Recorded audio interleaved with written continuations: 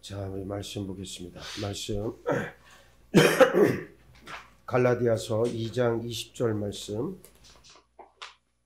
여러분 가지고 계시는 신약성경 304면에 나와 있습니다. 304면 찾으셨습니까? 뭘 안 찾았구만. 아직도 책 넘기는 소리가 나는구만. 예? 자꾸 거짓말들 하지 마세요. 거짓말하면 지옥 갑니다. 찾으셨어요? 네. 뭘 아직도 여기서 넘기는데. 자, 찾으셨으면 우리 한 절이니까 같이 목소리 합해서 함께 읽겠습니다. 시작. 내가 그리스도와 함께 십자가에 못 박혔나니 그런즉 이제는 내가 사는 것이 아니요 오직 내 안에 그리스도께서 사시는 것이라. 이제 내가 육체 가운데 사는 것은 나를 사랑하사 나를 위하여 자기 자신을 버리신 하나님의 아들을 믿는 믿음 안에서 사는 것이라. 아멘. 할렐루야. 아멘. 자, 우리 한미자 권사님, 자녀들 믿음으로 인도해 주옵소서. 하나님 우리의 믿음을 회복시켜 주시며 성령의 강한 용사가 되게 하여 주옵소서. 우리 한다민 전도사님, 주님의 십자가 보혈이 온 마음에 적셔지는 사순절로 채워주시고 당신처럼 성령에 이끌리는 삶을 살게 하소서 그랬습니다. 우리 한세민 전도사님, 성령의 조명과 말씀으로 저를 비추어 주소서 그랬습니다. 우리 양종옥 권사님은 기도 제목이 없으셔. 왜 기도 제목이 없어? 예? 하여튼 감사에 올리셨어요. 감사하고 이제 적을 때는 항상 기도 제목을 같이 적어서 내셔요. 이게 습관이 돼야 돼. 예. 그래야 하나님께서 빨리 더 정확하게 들으시고, 어떤 사람은 그래요. 그냥 빈 봉투 맨날 내면서 범사에 감사합니다. 이것만 계속 그러는데, 물론 그것도 하나님께서 뭐 원하지 않는 예물은 아닌 건 아니에요. 그런데 자기의 마음의 중심을 거기에 담아서 하나님 내 마음을 바라봐 주옵소서. 기도는 구체적으로 해야 되고 정확하게 해야 돼요. 예, 그래야 기도 응답이 정확합니다. 이게 뭉뚱그려 기도를 하면 하나님도 뭉뚱그려 대답하세요. 예. 저희 집사람이 그래요. 예전에 결혼하기 전에 처녀 시절에 이 배우자를 위해 기도했대요. 예. 그래서 키도 딱 내 사이즈, 얼굴도 딱 나만큼 다 기도했는데 성질머리만 기도를 안 했다는 거예요. 그거를 했어야 되는데. 예? 그래서 다 맞춰줬는데 그것만 안 맞춰준 거예요 지금. 예. 그러니까 기도할 때 이 말을 또 진짜로 어디 가서 또 듣고서 또 막 전파하고 그러지 마, 이유정 권사님. 예? 그래서 기도할 때는 정확하게 그리고 구체적으로 아주 명시해서 기도해야 하나님께서 응답하십니다. 코로나가 많이 기승을 부리고 있어요. 또 우리 아침에도 우리 권사님 한 분 가운데 한 분이 전화가 왔어요. 갑자기 오늘 목이 칼칼해서 갔더니만, 지난주에도 안 나오신 분인데, 그랬더니만은 양성 나왔다고 그러면서 또 일주일간 교회 못 나온다고 그러고, 이제 격리에서 해제되신 분은 또 몸 상태가 안 좋아서 이번 주일부터 나오겠다고 그러고, 우리 김준옥 장로님도 지금 몸 상태가 좀 안 좋으신가 봐요. 그렇죠? 많이 좋아지셨어요? 네. 근데 오늘 새벽에 왜 안 나오셨어? 네, 그래요. 뭐 코로나가 보통 지금 뭐 기승을 준다고 그러는데 자꾸만 주변에서는 많이들 생기는 것 같아요. 아무쪼록 조심하시고, 교회는 뭐 방역 매일 하고 있으니까 여러분 신경 안 쓰세요. 저는 뭐 아무리 여기서 떠들어도 제가 침이 여기를 넘어가질 않아요. 네, 그러니까 안심하시고 설교 말씀에 잘 집중했으면 좋겠습니다. 자, 오늘 이제 사순절 마지막, 이제 사순절로는 오늘이 마지막 수요 예배가 되죠. 돌아오는 주일이 이제 종료 주일이 되고 다음 주 월요일부터 고난 주간이 시작이 됩니다. 그래서 다음 주 우리가 한 주 동안은 고난 주간 기도회를 가질 거예요, 새벽에. 그래서 토요일 없이 일주일 내내 다음 주에는 기도회를 하고 그리고 부활 주일을 갖도록 하겠습니다. 저는 뭐 늘 목회의 방침이 똑같아요. 새벽이 살아야 교회가 산다. 저는 아주 그거를 제 목숨과도 같이 여기는 하나의 목회 철학 가운데 하나예요. 새벽에 나와서 부르짖지 않고 새벽에 나와서 자기의 영혼을 깨워서 하나님께 드리지 않는 사람은 사실 무늬만, 겉모습만 그리스도인이지 사실은 온전한 그리스도인이다 말할 수 없다. 그래서 내 영혼을 깨워서 내 육신을 굴복시켜서 말씀의 자리, 기도의 자리를 지키는 자가 결국 천국 문을 여는 열쇠를 가진 자다.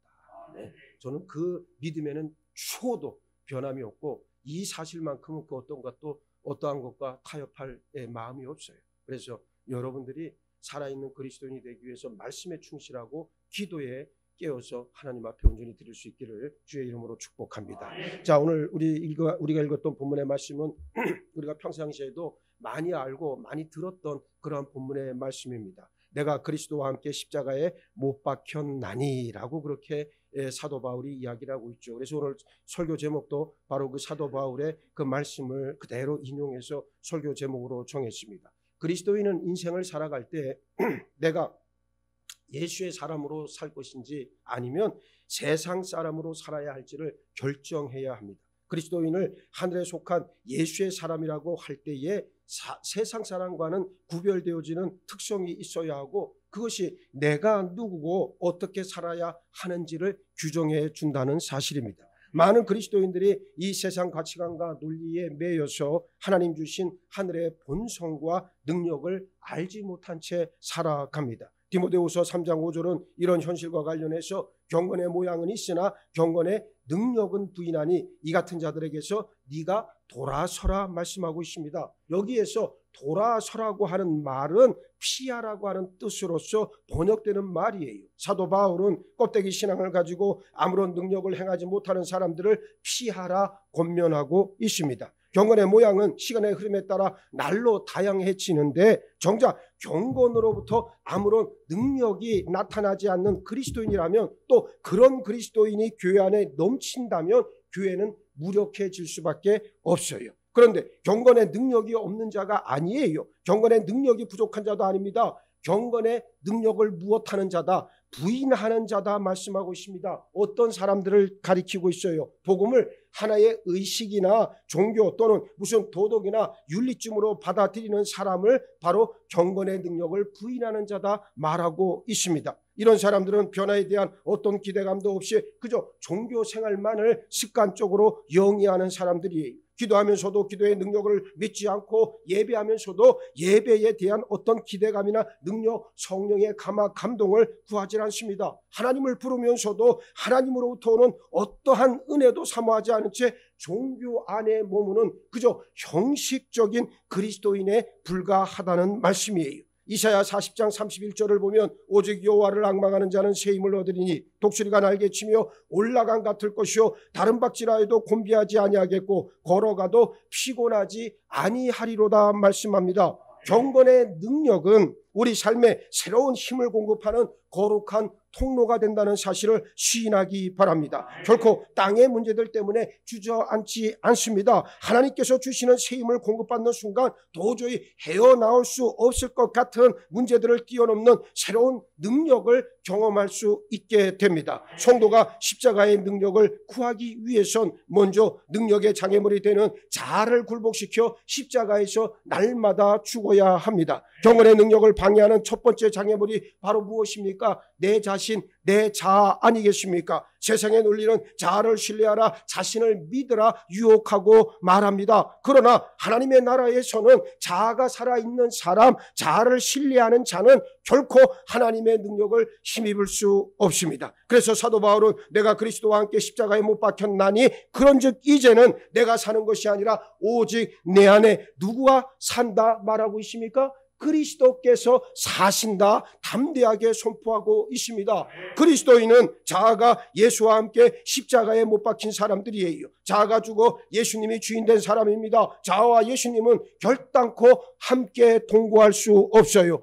세례라고 하는 예식이 바로 그런 의미 아니겠습니까? 물에 들어가는 행위는 예수 그리스도 십자가와 함께 나의 옛된 자아를 죽이는 행위를 의미합니다. 이때 옛된 자아라고 하는 것은 자기 자신으로부터 삶의 근거와 의미, 목적과 능력을 찾으려고 하는 이기적이고 자기중심적인 삶의 태도 일체를 말해요. 그리고 물에서 나오는 것은 죽음에서 다시 일어나신 부활하신 예수 그리스도의 영과 연합된 새로운 생명으로 다시 살아나는 것을 의미합니다. 성경에 나오는 하나님께로부터 쓰임받은 사람들은 하나같이 자아가 죽은 사람들이었어요. 자아가 시퍼렇게 살아있는 사람을 하나님께서는 사용하신 적이 단 한 번도 없으셨다. 모세를 보시기 바랍니다. 모세는 40살까지는 자아가 충만했던 사람이었습니다. 애굽의 왕궁에서 가장 강력한 자아를 형성했던 사람이었고 로얄 패밀리 왕자 신분으로 최고의 엘리트 교육을 받았던 사람 아닙니까? 그런 그가 이 민족을 생각했고 또 다른 민족을 위해 애굽의 왕자라고 하는 자리도 기꺼이 포기할 수 있었던 신념마저 가지고 있었던 사람 아니었어요. 그렇던 이런 그 모세가 어떻게 했습니까? 자기 민족을 위해 나섰을 때 그가 할 수 있었던 일이라고 하는 것은 2명의 사람을 죽이는 살인죄를 저지르는 것밖에 없었다는 거예요. 이게 놀랍지 않습니까? 최고의 교육, 최고의 세상의 모든 지식과 지혜를 섭렵했던 그였지만, 모든 권세를 누리고 있었던 그였지만, 그가 자기 신념으로 똘똘 뭉쳐서 행한 결과라고 하는 것의 일의 결말은 결국 2명을 살인한 살인죄인이었다는 것을 우리는 너무나도 잘 알고 있습니다. 이렇던 자아가 충만했던 모세가 자기 민족을 위해서 했던 그 결과는 참담하기 그지없었다. 그래서 하나님께서는 이런 모세를 어디로 보내셔서 미디안 광야로 보내셔서 거기서 40년 동안 철저하게 사막의 그 광야 훈련을 거치게 했는데, 그 의도는 바로 무엇이었습니까? 자아를 죽이기 위해서.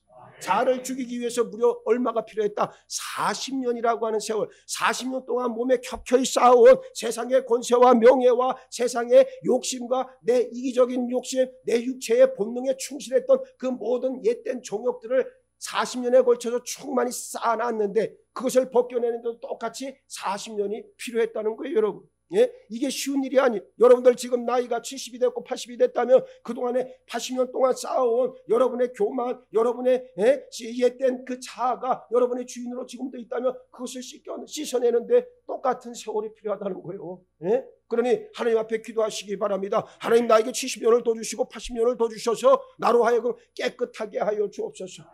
내가 장수해야 되는 목적이 뭡니까? 그저 목숨만 그냥 즐겨가지고 길게 늘려서 살길 원해서 그렇게 살아가는 게 아니고, 내가 단 하루를 사는 한이 있더라도 하나님 앞에서 정결하게, 하나님 앞에서 부끄러움 없이 담대하게 믿음을 끝까지 지켜나갈 수 있도록 하나님, 나의 건강을 책임져 주옵소서. 이게 성도의 기도 아니겠습니까? 예? 그렇습니다. 우리가 예수 그리스도 안에서 하나님께서 원하시고 기뻐하시는 삶이라고 하는 것은 나의 옛된 자아를 죽이고 나오는 삶인 줄 분명하게 우리는 알고 있어야 합니다. 자아가 시퍼렇게 살아있는 사람, 이러한 사람은 하나님의 합당한 그러한 자가 아니라고 하는 것을 우리가 알고 있어야 됩니다. 이 적막한 광야에서 모세의 자아는 철저하게 무너졌고 한계에 직면했을 때 모세 나이 80살이 되어서야 드디어 하나님은 호렙산 떨기나무, 불붙는 떨기나무에, 그래서 그 가운데에서 임재하신 것 우리가 잘 알고 있습니다. 40년 동안 애굽 왕궁에서 강화된 모세의 자아가 완전히 무너지기까지 광야에서의 40년이 필요했다. 이 사실을 분명히 알아야 한다는 말입니다. 하나님은 결코 세상 실력 보고 사람을 들어 사용하지 않습니다. 40년을 기다려서라도 자아를 신뢰하지 않는 사람, 자아가 죽은 사람, 그래서 하나님만 의지할 수 있는 그런 사람을 찾고 계십니다. 그래서 고난도 주시고 인내하게 하시고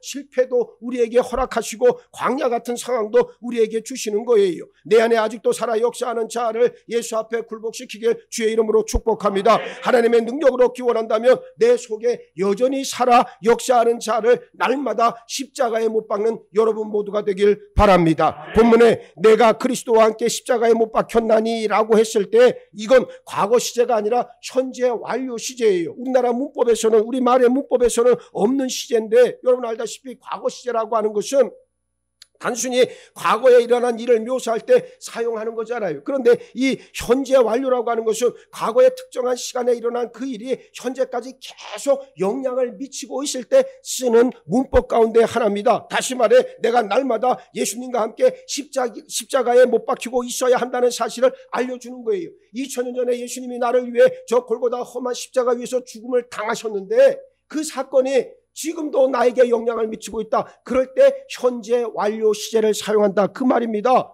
비로소 내 안에 그리스도께서 사시는 이 놀라운 은혜의 역사라고 하는 것은 끊임없이 내 속에서부터 지금도 일어나고 있는 현재형의 사건이 되어야 된다는 말이에요. 그래서 여러분들이 기도를 할 때마다 아까 우리 안기숙 권사님도 기도할 때 눈물을 흘리셨지만 사실은 그런 기도의 형태가 바로 현재 완료 시제를 그대로 잘 드러낸다고 볼 수가 있어요. 마찬가지로 예수님의 십자가 사건은 2000년 전에 끝났던 과거의 이례적 사건이 아니고 지금도 내 속에서 계속해서 이루어져야 하고 일어나야 될 사건이라고 하는 말입니다. 2000년 전에는 예수님께서 나를 위해 십자가에 달려 돌아가셨지만 지금은 시퍼렇게 살아있는 나의 옅된 자를 날마다 죽여야 된다는 거예요. 처형시키지 않고 하나님 앞에 나오는 자는 결단코 하나님의 나라에 합당한 자가 아니라고 하는 말씀입니다. 자, 보세요. 사도 바울은 고린도전서 15장 31절에서 형제들아 내가 그리스도 예수 우리 주 안에서 가진 바 너희에 대한 나의 자랑을 두고 단언하노니 나는 날마다 죽노라 선포했습니다. 바울의 자랑이 무엇입니까? 날마다 죽는 것을 어떻게 한다? 자랑한다 말하고 있습니다. 또 갈라디아 5장 24절에서도 그리스도 예수의 사람들은 육체와 함께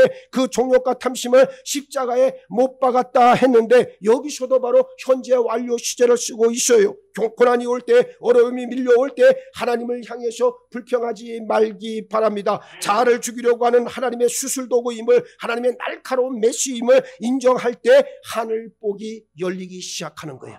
예? 그래서 고난이 오고 괴롭다 그럴 때 사람들은 여튼 믿음이 연약한 자, 믿음이 없는 자들은 뭐라 합니까? 하나님 왜 나에게 이런 시련을 주시나요? 왜 나에게 이런 아픔을 주시나요? 원망과 불평을 쏟아냅니다. 사람들을 향해서도 내가 이렇게 힘든 걸 당신들은 아냐고 반문하기도 하잖아요. 그런데 사실은 그때가 하나님께서 가장 사랑하시고 축복할 때인 것을 깨달아 알기 바랍니다. 그때 하늘문이 열리는 거예요. 내 자신의 더럽고 추악한 모든 것들이 다 드러나고 하나님 앞에 모든 것을 내어놨을 때 예수 그리스도 존귀한 보혈로서 깨끗이 씻김받는 역사가 나타나고 성령을 선물로 받을 수 있는 유일무이한 기회의 때가 바로 그때다. 예? 그때 하나님 앞에 나와 하나님 앞에 모든 것을 내어놓고 주여 나를 살려주옵소서, 내 영혼을 돌봐 주옵소서 간절히 구할 수 있는 여러분 모두가 되기를 바랍니다. 자아를 죽이려고 하는 하나님의 수술도구임을 우리가 신하게 된다면 이 얼마나 감사하겠어요. 정말 하나님께서 나를 얼마나 사랑하시는가를 알게 된다면 우리는 정말 다윗과도 같이 어떻게 됩니까? 하나님의 법궤가 올 때 그가 아주 옷을 다 벗고 말이지 알몸으로 뛰쳐나가서 하나님의 법궤를 영접했듯이 사실 우리도 그와 같은 마음이 될 거란 말이에요. 하늘에 신령한 감화 감동 그리고 은혜를 맛본 자들은 그 맛을 영원히 잊지를 못해요. 그래서 그 맛을 향해 지금도 나아가고 있는 것 우리가 너무나도 잘 알고 있잖아요. 나는 목회를 하면서 그런 체험들이 여러 가지 체험들이 있는데 내가 첫 목회를 준비하면서 트레시디아스에 갔을 때 내가 그 얘기 여러분들에게 드렸잖아요. 예? 일주일 동안에 그 파는 프로그램을 통해서 3일째인가 4일째인가 그때 무슨 로요라 그래서 무슨 강의를 하는데 야 눈물이 나오는데 말이야. 이게 눈물이 그쳐지질 않는 거야. 끝날 때까지. 네? 그 눈물에 흘린 눈물 나도 왜 모르겠어요. 왜 눈물이 그렇게 나왔는지 몰라. 그냥 눈물이 줄줄 새는데 모르긴 몰라도 양동이 하나쯤은 충분히 흘렸을 거라고. 예? 나는 왜 그런지를 몰래 나중에 끝나고 내가 알았어요. 이게 바로 예수 그리스도의 사랑이었구나. 예수 그리스도의 사랑이라는 걸 느꼈을 때 나는 그때서야 비로소 목회자로 헌신하게 되었다는 거예요. 그 전까지는 내 의지로 내 신념으로 하는 줄 알았고 내 뜻대로 이것을 해나가면 되는 줄 알았지만 천만의 말씀 만만의 콩떡이다. 예? 그런 일은 나타나지 않는 거예요. 오직 성령께서 함께 하시고 예수께서 그 강한 손을 펴서 나를 붙잡아 주셔야 내가 하나님께서 맡겨주신 사명을 감당할 수 있다는 걸 비로소 그때서야 깨닫다. 오늘 여러분들에게도 그와 같은 은혜가 임하길 바랍니다. 여러분의 믿음 생활 여러분들이 하는 게 아니에요. 성령께서 주장해 주셔야 되고 하나님께서 어떻게 해 주셔야 됩니까? 강한 손을 펼쳐서 여러분들을 이끌고 가심으로 말미암아 내가 지금 이 자리에 나왔다는 것을 믿음으로 시인하길 주의 이름으로 축복합니다.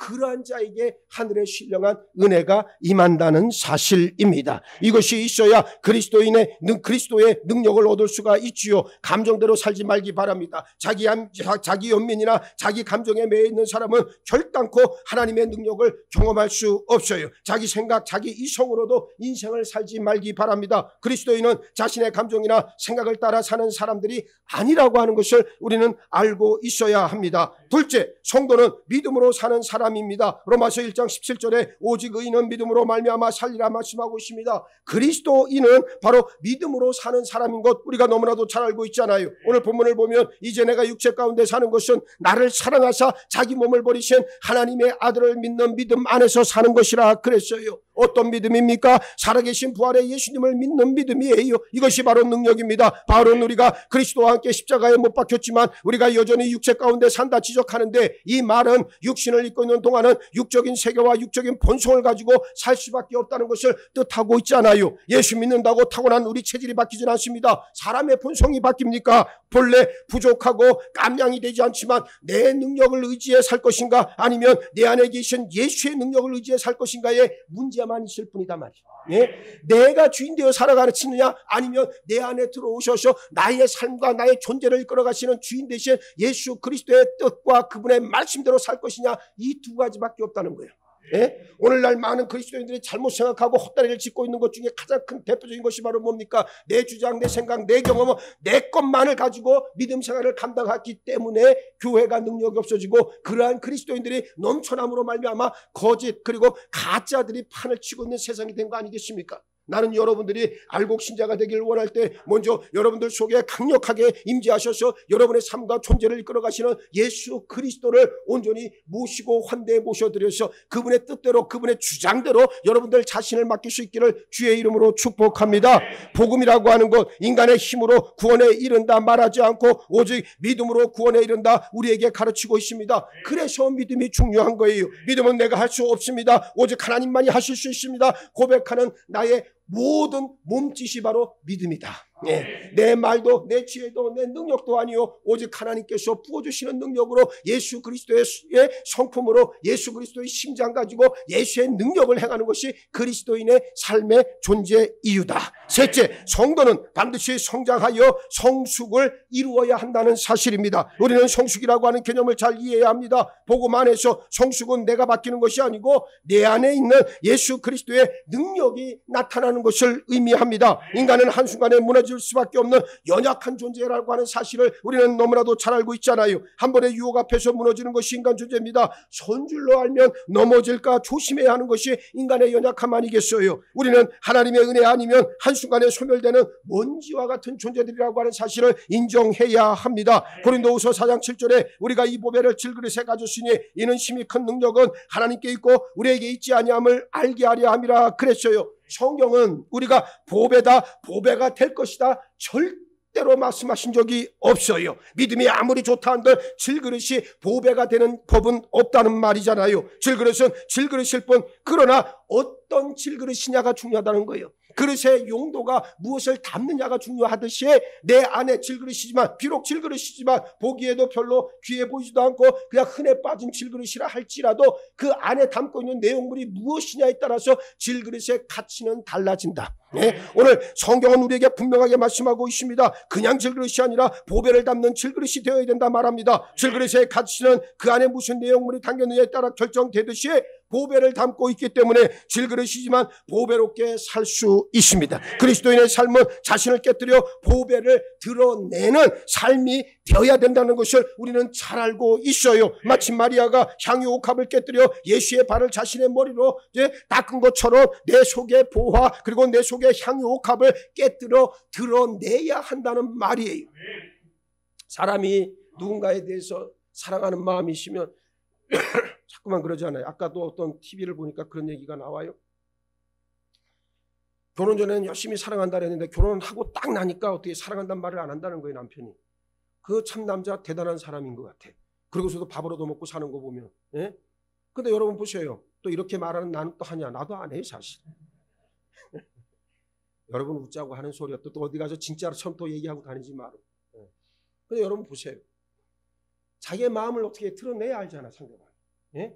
드러내야 하는 거예요. 근데 드러낸다라고 하는 것이, 우리가 성장하고 성숙했다라고 하는 것은 드러내는 것이 가치가 있어야 된다는 거예요. 예? 드러내는 것이 어린아이 같고, 드러내는 것이 맨날 징징대고, 드러내는 것이 뭐 정말 시장에서 뭐 저 물건을 파는 상인들과 같이 그런 얘기들만 꺼내는 것이 아니라 자기가 드러내는 것이 정말 보배와 같아야 되고 보화와 같아야 될 거 아니겠냐.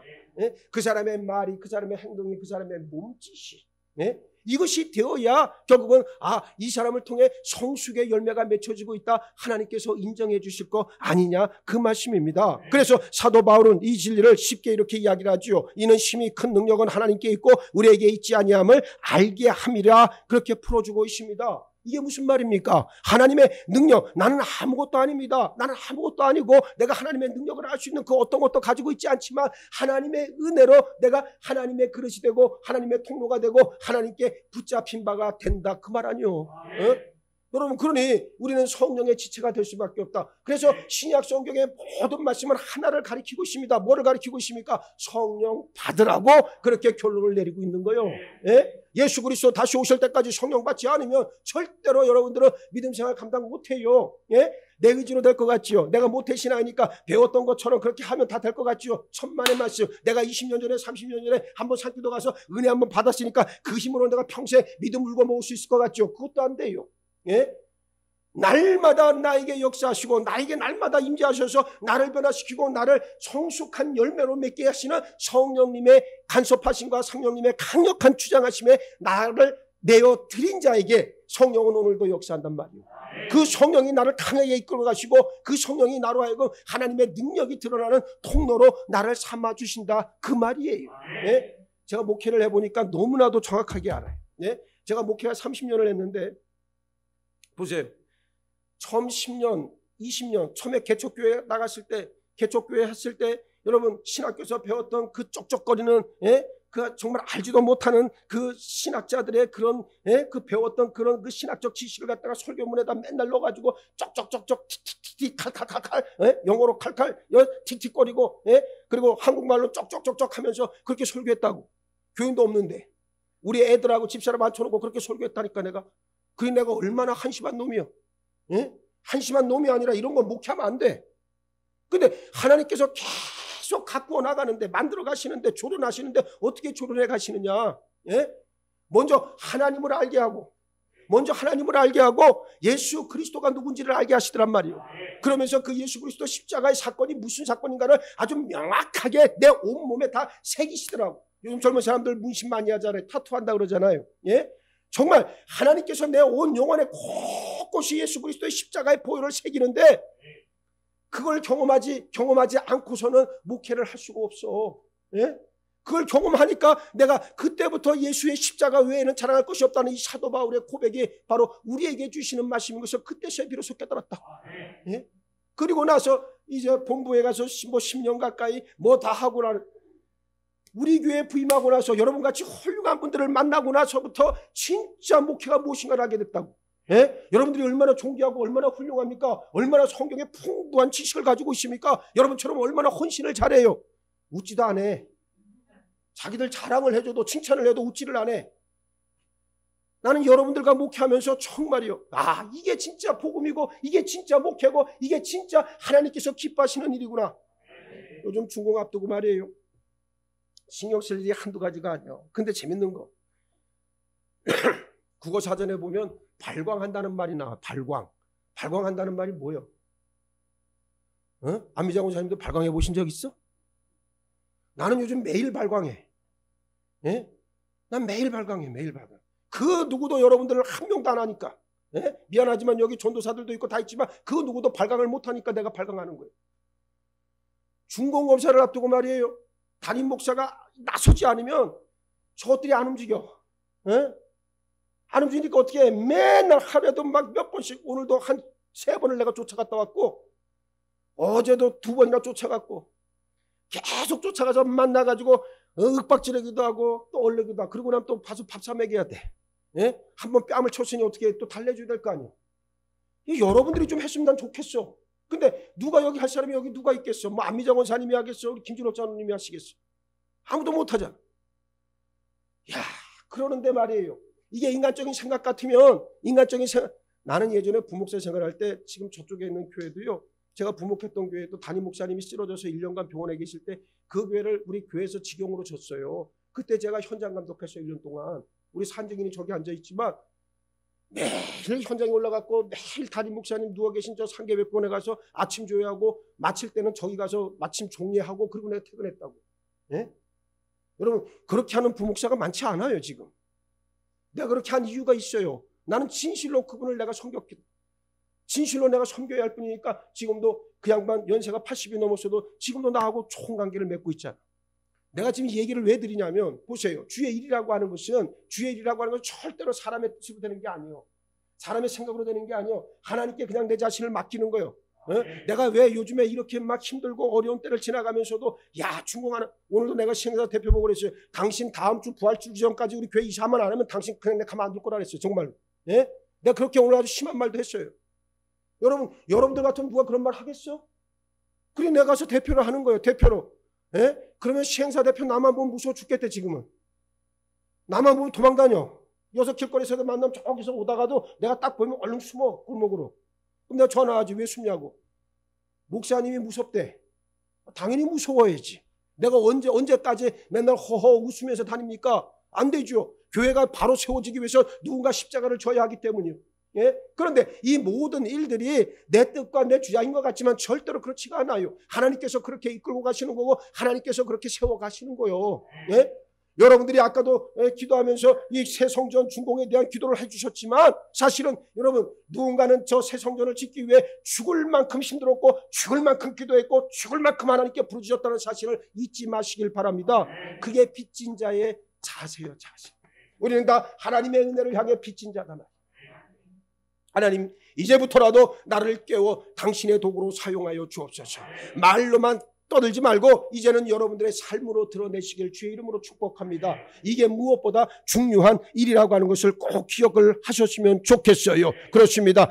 나는 여전히 어쩔 수 없는 질그릇이지만 내 안에 계신 예수 그리스도의 능력을 통해 그리스도인은 날마다 새롭게 살 수 있다. 우리는 분명하게 믿음으로 고백할 수 있어야 합니다. 내 능력으로 살면 우리는 질그릇에 불과합니다. 그러나 믿음으로 살면 우리는 어떻게 살 수 있습니까? 보배롭게 살 수 있어.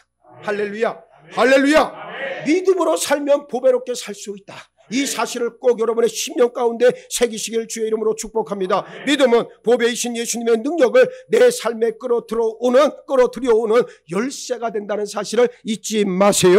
그러므로 그리스도인은 질그릇으로 살 것인지 정금과 같은 보화로 세상을 향해 살아갈 것인지 날마다 결정하며 살아야 합니다. 내 힘, 내 지혜, 내 생각으로 살면 질그릇으로 살겠지만은 백발백중 박살납니다. 그러나 믿음으로 살면 그때부터 우리 안에 계신 정금과 같은 예수님이 나를 위해 역사하시기 시작해요. 일하시기 시작합니다. 결코 깨어지지 않고 쇠임을 얻고 능력이 나타나 어떠한 문제도 상황도 뛰어넘게 이끌어 가신다는 사실을 담대하게 인정할 수 있는 여러분 모두가 되기를 바랍니다. 능력의 지극히 크심은 오직 하나님께 있고 이 비밀을 알고 있는 하나님의 자녀는 항상 예수의 죽음을 내 몸에 짊어짐으로써 내 몸에 새김으로써 예수 생명이 나를 통해 드러나게 해야 한다는 사실을 잊지 마시길 바랍니다. 십자가의 능력으로 살아가는 우리 창동 제자들교회 모든 믿음의 식구들 되시기를 예수의 이름으로 축복합니다. 축복합니다. 축복합니다. 내가 그리스도와 함께 십자가에 못 박혔나니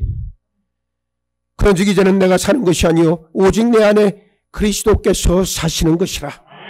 오늘 우리에게 주시는 말씀인 줄 믿습니다. 오직 능력의 지극히 크심 하나님께 있고 이 비밀을 알고 있는 하나님의 자녀로서 마땅히 예수 십자가의 죽음을 날마다 체험하며 나아가는 우리 모두가 되게 하여 주옵소서. 십자가의 능력으로 살아가는 그 믿음으로 하나님의 영광에 참여하는 우리 창동 제자들교회 믿음의 식구들로 이끌어 주시고 축복하여 주옵소서. 감사하오며 우리 주님 예수 그리스도 이름 받들어 기도하옵나이다. 아멘.